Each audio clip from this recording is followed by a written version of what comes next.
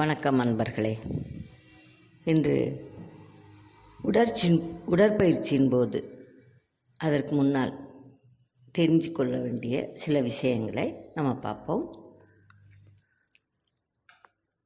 ஒரு ஆசானிடம் நன்றாக கற்று தெளிந்த ஆசானிடம் கற்றுக்கொள்வது மிக மிக நல்லது. அப்படி ஆசானிடம் கற்று செய்பவர்களுக்காக இந்த பதிவில் புதிதாக மேற்கொள்ள இருக்கின்ற உடற்பயிற்சி புதிதாக செய்ய இருக்கின்ற அன்பர்களுக்கும் விட்டு எப்போவாவது செய்து கொண்டிருக்கிற அன்பர்களுக்காக உள்ள பதிவு இது. முடிந்தளவு நல்ல ஒரு ஆசிரியரிடம் சென்று நேரடியாக கற்றுக்கொள்வது நல்லது. அவர்கள் வழிநடத்தலின் பேரில் தெரிந்து அதற்கு மேல் திரும்பவும் நல்ல பழக்கத்தை உருவாக்கி தினமும் செய்வது மிக சிறந்தது. சந்தர்ப்பங்கள் அமையாத சில காரணத்தினால் ஆசிரியர்கள் போகிறதுக்கோ கிடைக்காத பட்சத்தில்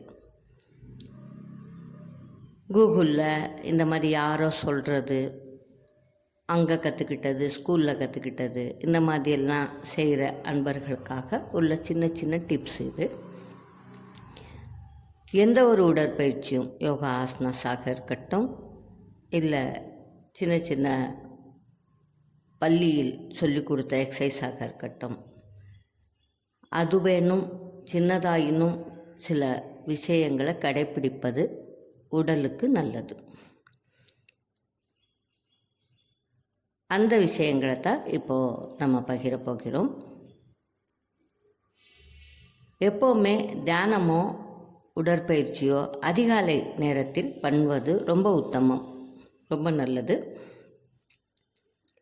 சரி, காலையில் என்னால் எந்திரிக்க முடியாது, என்னுடைய சூழ்நிலையால் இரவு தூங்குறதுக்கு ரொம்ப நேரம் ஆகும், இல்லைன்னா தூக்கம் வராத அன்பர்களாக இருப்பாங்க. இந்த மாதிரி நிறைய காரணங்களுக்காக நாங்கள் லேட்டாக தான் எந்திக்கிறோம். அப்போ பண்ணக்கூடாதா அப்படின்னு சொன்னால் பண்ணலாம். பண்ணாமல் இருக்கிறது விடையும் நீங்கள் எந்திக்கிற நேரமே நல்ல நேரமாக கருதி செய்வது உத்தமம், நல்லது. பண்ணுங்க. எந்திக்கிறது எதுவாக இருந்தாலும் பண்ண ஆரம்பிங்க.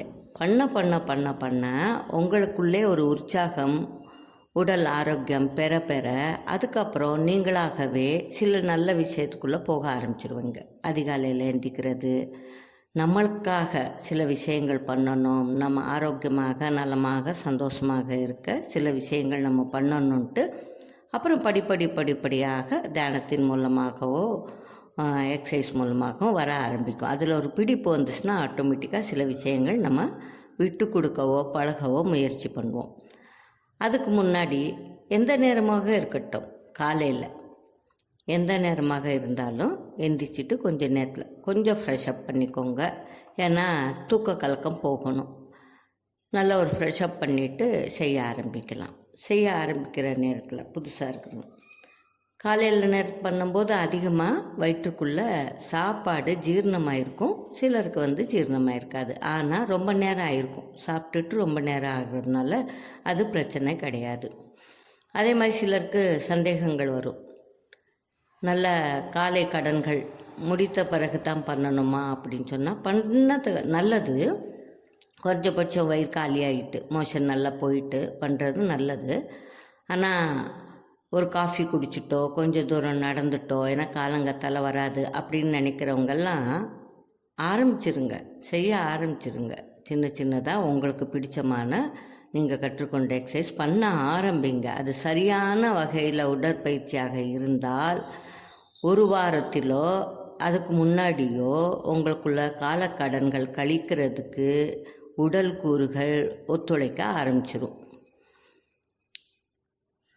அந்த கழிவு மண்டலம் நல்ல வேலை பார்த்துட்டு உடற்பயிற்சி பண்ணுறது நல்லது. அது ஆகாத பட்சத்தில் உடற்பயிற்சி பண்ண ஆரம்பிக்க உங்களுடைய உடல் கூறுகள் நன்றாக வேலை பார்க்கறதுனால, கழிவு மண்டலமும் நல்லா வேலை பார்க்கறதுனால காலையில் எந்திரிச்ச உடனே ஆட்டோமேட்டிக்காக உணர்வுகள் தூண்டப்பட்டு கரெக்டாக அழகாக கழிவு மண்டலம் நல்ல வேலை பார்க்கும்.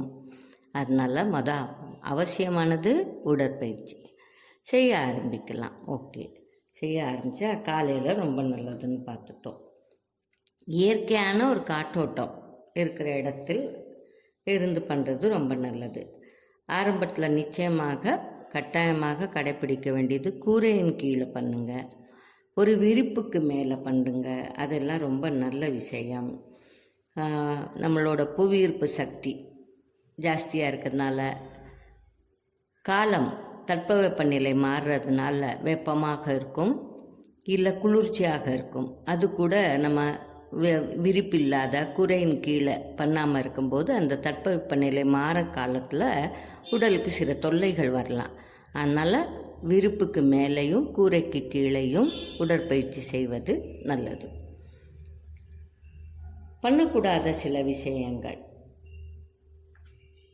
ஒரு ஆப்ரேஷன், உடலில் ஏதாவது ஒரு பகுதியில் ஆப்ரேஷன் பண்ணவங்க குறைஞ்சபட்சம் 6 மாதம்.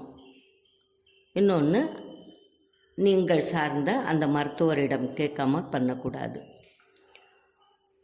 வருடக்கணக்காக உங்களுக்கு இருக்கின்ற நோய் ஏதாவது இருந்தால், இருதயம் சம்மந்தப்பட்ட, நுரையீரல் சம்மந்தப்பட்ட, இல்லை பிபி, சுகர், இந்த மாதிரி எதுவாக இருந்தாலும் நாள்பட்டு வருஷக்கணக்காக ஒரு மருத்துவம் செய்து கொண்டிருக்கிற ஆளாக நீங்கள் இருந்தால் கட்டாயமாக யோகா தெரப்பி தெரிஞ்ச ஆள்களிடம் தெரிஞ்சு நேரடியாக பார்வையில் உடற்பயிற்சி கற்றுக்கொள்வதே நல்லது. இன்னொன்று, உங்களுடைய மருத்துவர், அவரிடமும் கேட்டுட்டு பண்ணுறது ரொம்ப நல்லது. இது ஏதாவது ஆப்ரேஷனோ, நோய் ரொம்ப காலமாக உடலில் சின்ன சின்னதோ பெருசாக அடிக்கடி தாக்குகின்ற நோய் கூறுகள் உள்ள உடல் கூறாக இருந்தால் மருத்துவரிடம், யோகா தெரப்பி தெரிஞ்ச யோகா ஆசானிடம் மேற்கொண்டு செய்வதே நல்லது. சின்னது தானே, வாக்கிங் தானே, ஜாக்கிங் தானே, எக்ஸசைஸு மாதிரி இருக்கிற ஒரு விளையாட்டு தானே அப்படின்னு நினைக்காதீங்க. தொடர்ந்து வருஷக்கணக்கில் மாத்திரை சாப்பிட்ற யாராக இருந்தாலும், மருந்து எடுத்துகிட்ருக்கிற யாராக இருந்தாலும், இந்த எக்ஸசைஸு சின்ன வகையில் இருந்தாலும் நான் இவ்வளோ நேரத்துக்கு வாக்கிங் போகலாமா, ஜாக்கிங் போகலாமான்னு கேட்டுக்கிட்டு பண்ணுறதே நல்லது. அது மேற்கொண்ட உடல் பாதிப்புகள் வராமல் இருக்கிறதுக்கு தடுக்கிற ஒரு விஷயமாக இருக்கும். சரி, நான் சாதாரணமாக எப்போவாவது சின்ன சின்ன தொல்லைகள் வர்ற ஆள் தான், பெருசாக ஒன்று மருந்து மாத்திரை எடுக்கிற ஆள் இல்லை. என்னோடய உடல் ஆரோக்கியமாக இருக்கிறதுக்காக இப்போ தான் எக்ஸசைஸ் எல்லாம் பண்ண ஆரம்பிச்சிருக்கிறேன். அப்படிப்பட்ட ஆளுகளுக்கு இன்னும் கொஞ்சம் சின்ன டிப்ஸு. ஏசி ரூமில் ஏசி போட்டுக்கிட்டு பண்ணுறது ஒரு பிரயோஜனமும் இல்லாத ஒரு விஷயம். நம்ம எக்ஸசைஸ் பண்ண ஆரம்பிக்கும்போது வேர்வை நாளங்கள் நன்றாக வேலை செஞ்சு வேர்வை நன்றாக வெளியேறணும். அப்போது ஃபேனுக்கு நல்ல ஸ்பீடாக ஃபேன் வச்சுக்கிட்டு அதுக்கு கீழேயோ இல்லை ஏசி ரூமில் உட்காந்து பண்ணிகிட்ருக்கிற விஷயம் சரியானதாக இல்லை. நான் ஸ்லிம்மாக இருக்கணும், ஃபிட்டாக இருக்கணுன்ட்டு அதிகமாக வேகமாக பண்ணுறதும் சரியானது கிடையாது. மெதுவாக அந்த விஷயத்துக்குள்ளே உடலுடைய அமைப்பு வரணும். உடலோட மேல் அமைப்பு அந்த ஸ்லிம்மாகவோ ஃபிட்டாகவோ இருக்கிறதுக்காக மெதுவாக செய்ய ஆரம்பித்து அதுக்கப்புறம்தான் கொஞ்சம் அதிக நேரமும் ஸ்பீடும் கொண்டு வரணும். அதுக்கு முன்னாடி மெதுவாக கொஞ்ச நாள் ஆரம்பத்தில் ஸ்லோவாக உங்களுக்காக இந்த ஸ்பீடு தான் எல்லாத்துக்குமே ஒரே விஷயமாக வராது. உங்களோட உடல் அமைப்பு வயசுக்கு ஏற்ற மாதிரி தான் வேகமும் அளவு முறை நேரங்காலமும் வரும். அதுக்கு தகுந்த மாதிரி பண்ணுறது தான் நல்லது. ஒரு 40 வயசுக்குள்ளே இருக்கிறவங்க கொஞ்சம் ஸ்பீடாகவும் கொஞ்சம் நேரம் கூடவும் பண்ணலாம். 40 வயசுக்கு மேலே இருக்கிறவங்க ஓரளவு நல்ல ஆரோக்கியத்துக்குள்ளே போகிறதுக்காக கொஞ்சம் நான் குண்டாக இருக்கிறேன், இல்லை ரொம்ப ஃபிட்டாக இல்லாமல் உடம்பு இருக்குது அப்படின்னு நினைக்கிறவங்க எல்லாமே 40 வயசுக்கு மேலே இருக்கவங்க தாராளமாக பண்ணுங்கள். நேரத்தை வேணால் கொஞ்சம் கூட்டிக்கலாம், ஸ்பீடு வேண்டாம். ரொம்ப வேகமாக பண்ணுறதுனால டயர்டாயிரும், ஒரு பிரயோஜனமும் இல்லை. நிறைய பேர் நான் கவனிச்சிருக்கிறேன், ஸ்லிம் ஆகிறதுக்காக இந்த உடலை வந்துட்டு நிறைய விஷயங்கள் யார் யார் சொல்லி கொடுக்குறாங்களோ அந்த எக்ஸசைஸ் இல்லை. காலையில் நான் வந்துட்டு அரை மணி நேரம் வாக் போவேன், சாயங்காலம் ஒரு அரை மணி நேரம் வாக் போவேன், ஜிம்முக்கு போவேன். அது போக எனக்கு வந்து யோகா ஆசனாஸ் கொஞ்சம் ஒரு 6-7 தெரியும், அதுவும் செய்கிறேன். பார்த்தீங்களா நான் எப்படி ஆக்குறேன் பார்த்தீங்களா? நல்லாயிருக்கும் பார்க்குறதுக்கு. கொஞ்சம் நாளில் கொஞ்சம் நல்லா வரலாம், ஆனால் நல்லா கேட்டு பார்த்தீங்கன்னா தெரியும். சீக்கிரத்தில் டயர்டாக ஆரம்பிச்சிருவாங்க, சோர்வு வந்துடும்.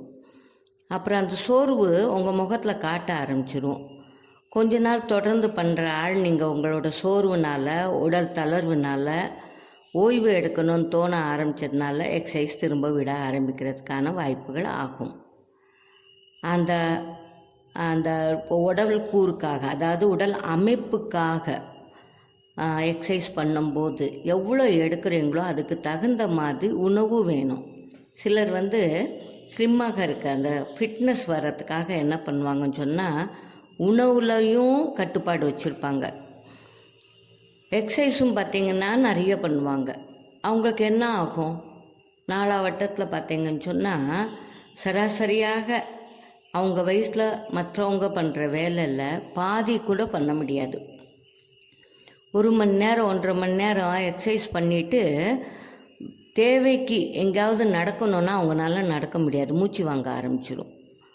ஒரு மலை ஏறுறதுனா மற்றவங்க நம்மளை தாண்டி போயிட்டே இருப்பாங்க, இவங்கனால வந்துட்டு கொஞ்சம் தூரத்துலேயே போனாங்கன்னா வேண்டாம் அப்படின்னு தோண ஆரம்பிச்சிடும். அதனால் எக்ஸசைஸ் பண்ணுறது மிக நல்லது.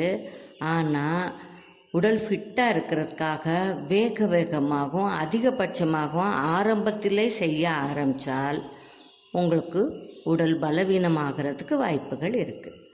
அதனால் மெதுவாக நேரத்தையும் வேகத்தையும் கூட்டுறது ரொம்ப நல்லது.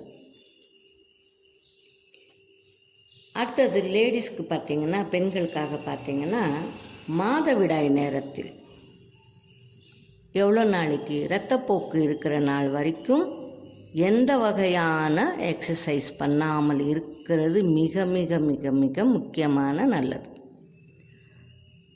வாக்கிங் போகலாமா? முடிஞ்சளவு வேண்டவே வேண்டாம்.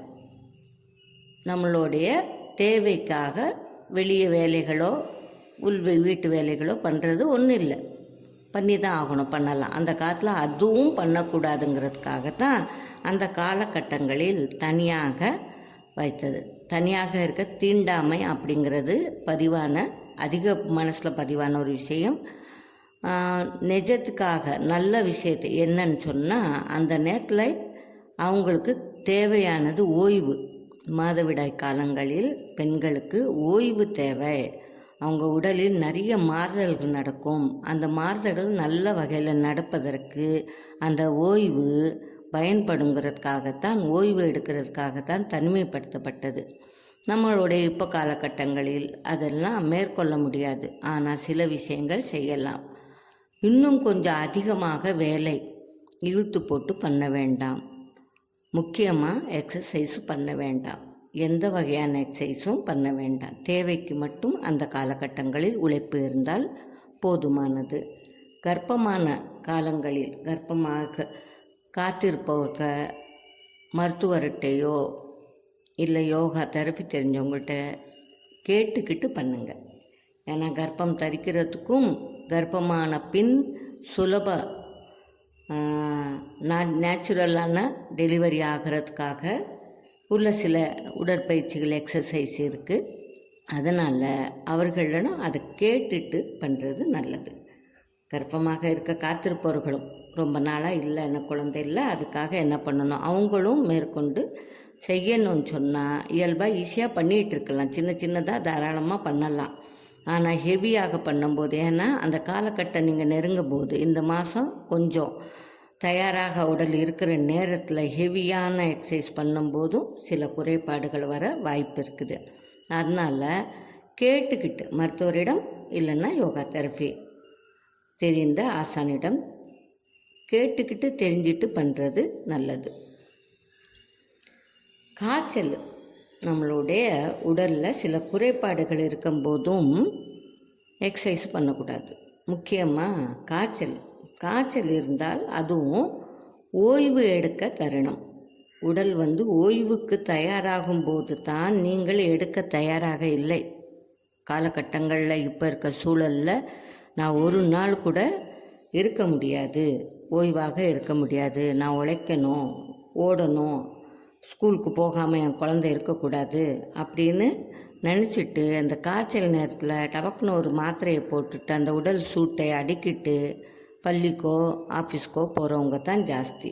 அதனால் அந்த உடல் அடிப்படையே மாறுறதுனால அடுத்தடுத்து வயசான நேரங்களில் வேறு தொல்லைகளும் நிரந்தரமான ஒரு நோயாளியாகவும் ஆகுவதற்கு வாய்ப்புண்டு. காய்ச்சல் நேரத்தில் நல்ல சிறந்த மருந்து ஓய்வு. நல்ல ஓய்வு அதற்கு பின் தேவை என்றால் தான் மருந்து.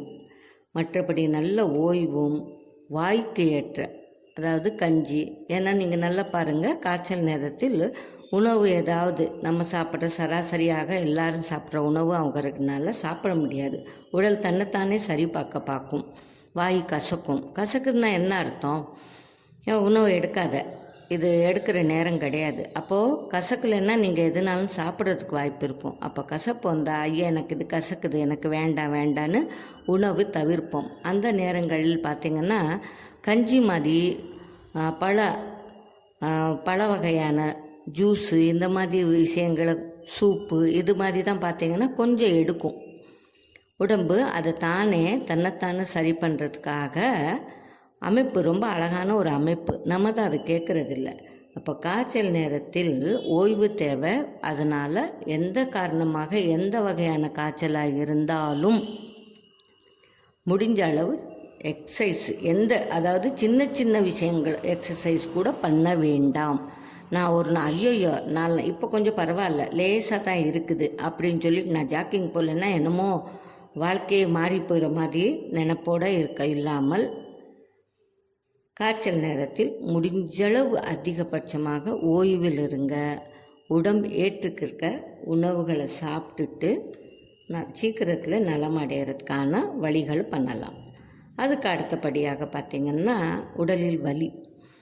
எக்ஸசைஸ் பண்ணும்போது உங்களுடைய அளவு முறை உங்களுக்கு காட்டும்.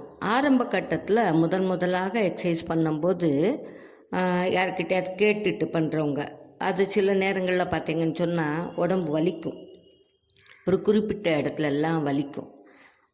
நாளைக்கு உங்களுடைய தாங்குற மாதிரி இருக்கிற வலிகள் எல்லாம் பொருட்படுத்தவே வேண்டாம். முதலாக அந்த இடங்களுக்கு, அந்த உடலில் அந்த பகுதிகளுக்கு அசைவு கொடுக்கறதுனால வலிக்கும். ஏன்னா இறுக்கங்கமாக இருக்குது. எங்கெங்கே இறுக்கங்கள் அதிகமாக இருக்கோ அந்த இடத்துல அசைக்கும்போது வலிகளும் உருவாகும். அசைக்க அந்த இறுக்கங்கள் போக ஆரம்பிக்கும்போது தானாகவே அந்த வலிகள் குறைய ஆரம்பிக்கும். இது லேசாக நீங்கள் தாங்கக்கூடிய வலிகள் இருந்தால் தொடர்ந்து எக்ஸசைஸ் பண்ணுங்கள். அப்படி இல்லை, உங்கள் உடம்புக்குள்ளே சில தொல்லைகள் நீங்கள் கவனிக்காமல் இருந்திருப்பீங்க. அந்த பகுதியில் பார்த்திங்கன்னா இப்போ கணுக்காலில் ஏதோ ஒரு சின்ன பிரச்சனை இருந்திருக்கலாம்.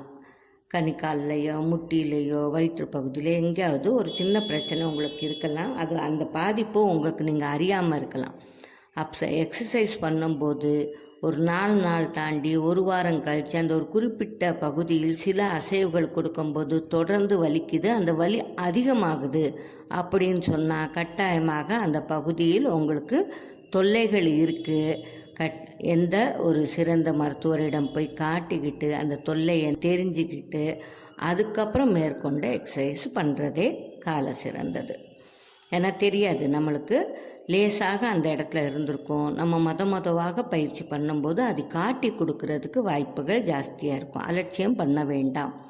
4 நாளுக்கு மீறி நான் எக்ஸசைஸ் ஒரே மாதிரியான எக்ஸசைஸு ஒரே நேரத்தில் பண்ணிகிட்ருக்கும்போது 4 நாள் கழிச்சு ஒரு வாரம் கழிச்சு அந்த வலி இன்னும் கொஞ்சம் அதிகமாகுது, கூட கொஞ்சம் இருக்குது, அதே மாதிரி அந்த குறிப்பிட்ட இடத்துல இருக்குதுன்னு சொன்னால் கவனிக்க வேண்டிய ஒரு விஷயம். அதனால் கட்டாயமாக அலட்சியம் பண்ணாமல் அது என்னதுன்னு பார்க்குறது நல்லது. கழுத்துக்கு மேலே, முக்கியமாக கழுத்துக்கு மேலே எந்த ஒரு வலி எந்த ஒரு தொல்லை இருந்தாலும் அவசியம் எக்ஸசைஸ் பண்ணக்கூடாது.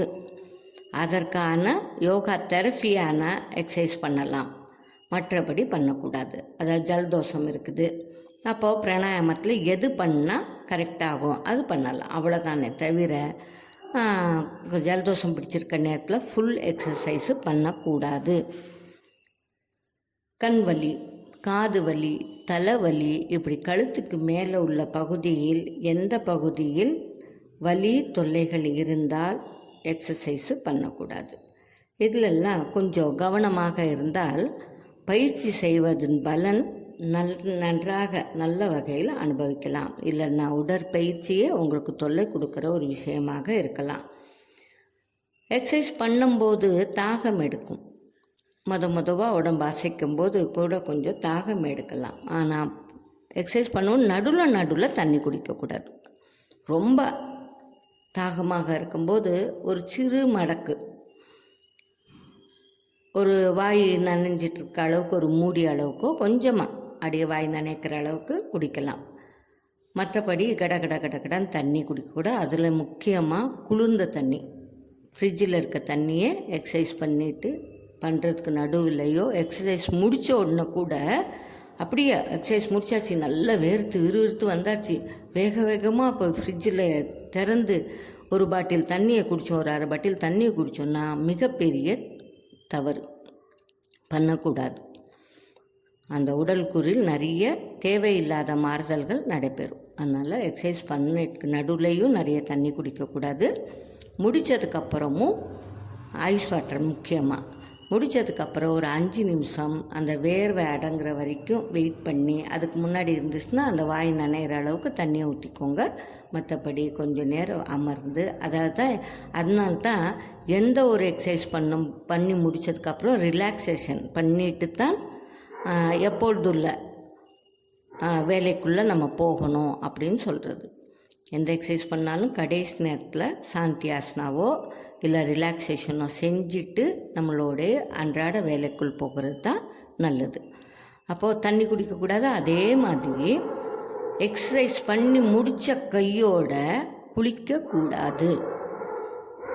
அது காக்கா குளியலாக இருந்தாலும் சரி, எக்ஸசைஸ் பண்ண கையோட நேரம் இல்லை, நான் எக்ஸசைஸ் முடிச்சாச்சு அடுத்தது ஓடணும், அந்த ஓடுறதுக்கு தயாராகிறதுக்காக நான் குளிக்கிறதுனா அதுவும் உடல் கூறுகளை மாற்றக்கூடிய விஷயம். வேர்வை அடங்காமல் குளிக்க போகாதீங்க. முடித்ததுக்கப்புறம் தாராளமாக ஒரு 10 நிமிஷத்துக்கு அப்புறம் ஒரு 5 நிமிஷத்துலேயே தண்ணி குடிக்கலாம். ஒரு 10 நிமிஷம் கழித்து உங்களோட உணவோ குளியலோ எதுவாகவும் இருக்கட்டும், கொஞ்சம் வேர்வை அடங்கினதுக்கப்புறம் தான் அன்றாட வேலைக்குள், அது என்ன வேலையாக இருந்தாலும் அன்றாட வேலைகள் போகிறதுக்கு எக்ஸசைஸ் பண்ணி ஒரு 10லேருந்து கால் மணி நேரம் கூட வேண்டாம், ஒரு 10 நிமிஷமாவது காத்திருந்து போகிறது தான் ரொம்ப நல்லது.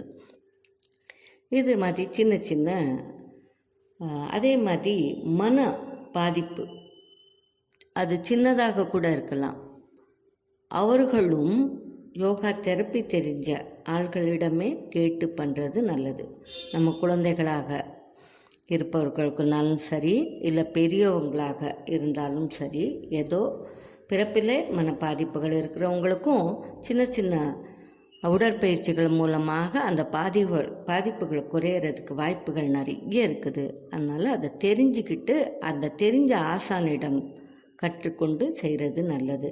பெரியவர்களாக இருந்து இடையில் மன பாதிப்புகள் இருந்தாலும் அவர்களும் நல்லா இருப்பாங்க. ஆனால் சின்ன பாதிப்புகள் இருக்கும், அவர்களுக்கு அது தெரியறதுக்கு நீங்களே தான், நம்மவாக அது இருந்தால் நம்மளுடைய சின்ன பாதிப்புகள் நம்ம தெரியலாம்.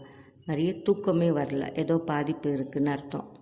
உடல் ரீதியாக மன ரீதியாக ஏதோ பாதிப்பு இருக்குது. நல்ல தாகமே எடுக்கலை, உடல் ரீதியாக ஏதோ பாதிப்பு. நல்ல தூக்கம், நல்ல தாகம், நல்ல பசி, இந்த 3 இருந்தாலே நாம் நல்ல ஆரோக்கியமாக இருக்கிறோன்னு அர்த்தம்.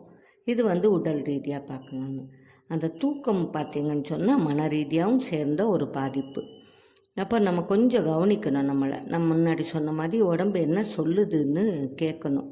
மனம் போகிற போக்கில் நம்ம போகிறோமா, இல்லைன்னா உடல் சொல்கிறதையும் அறிவு சொல்கிறத கேட்குறோமா அப்படிங்கிறது கொஞ்சம் விழிப்பு நிலையிலிருந்து கவனிச்சுக்கிட்டோன்னா நம்மளுக்கு தெரியும். அந்த மாதிரி மன பாதிப்பு கொஞ்சம் அதிகமாக இருக்கிற பட்சத்தில் எக்ஸசைஸ் பண்ணும்போது அது உங்களுக்கு நல்லா இருக்கா, எனக்கு ஒரு மாதிரியாக இருக்குது, அதனால அதை தவிர்க்கிறதுக்காகவே எக்ஸசைஸ் சிலர் பண்ணுவாங்க. அந்த நேரத்தில் அது நல்லா இருக்கிற மாதிரி இருக்கும்.